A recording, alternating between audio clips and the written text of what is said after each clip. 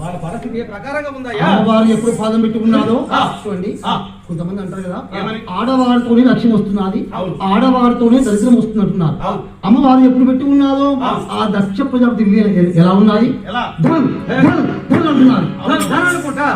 అంటే వాళ్ళ కాస్త ధనలక్ష్మి కల్పనే ఉన్నారు. అలాంటి గృహం ఏ విధంగా నడుస్తున్నది? ధనమందు తక్కువ లేదు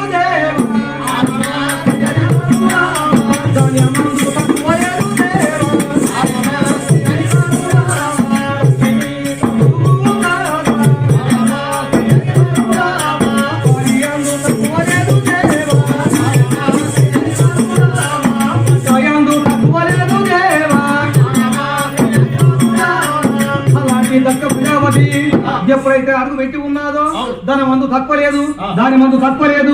ముఖ్యములు, కెంపులు, మధ్య వైడ్యూర్యములు, పుష్పరాగములు, మరకత మారి శరీర గోమేత్కల నుంచి తులతూగుతున్నది లక్ష్మీదేవి దక్ష ప్రజాపతికి. అమ్మవారు ఎప్పుడు పాదం పెట్టి ఉన్నారు ఆ దక్ష ఇంట్లో ఉందండి.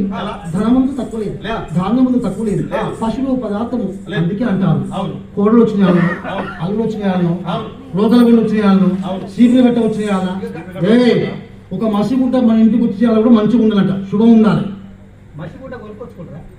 అడుకొచ్చుకున్నా కానీ మసిగుంట ఇంటికి వచ్చి చేయాలి కూడా కొంచెం కాస్త మంచిది అయితే మంచిగా ఉంటుందంట. అల్లుడు చేయాలి ఉంటుంది. అల్లుడు మన ఇంటికి వచ్చే మంచిగా ఉండాలి,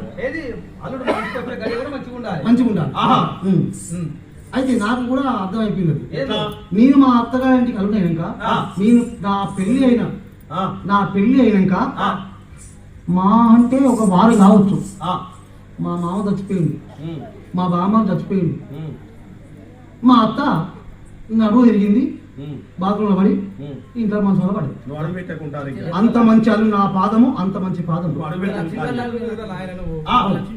అట్లా. అందుకే అల్లుడు వచ్చేయాలా, కోడలు వచ్చేయాలా, రోగల బండి వచ్చేయాలా, సీపీగట్ట వచ్చేయాలా, మంచిగా ఉండాలి. దక్షుడికి అమ్మవారు ఎప్పుడు వచ్చి ఉన్నారు, కాస్తల గడ్డైనా గానీ వాళ్ళకి కాస్త ఆడవారితో కలిసి వచ్చి ఉన్నారు. కాబట్టి ధనమందు తక్కువ లేదు, ధాన్యమందు తక్కువ లేదు, పశువులు పదార్థాలు మాంచి కుబేరుడు ధన సంపన్నుడై ఉన్నారు దక్ష బ్రహ్మ. చూడండి అంత బాగానే ఉన్నది. కానీ వాళ్ళ ఇంట్లో ఒక్కటి తక్కువ ఉన్నదండి.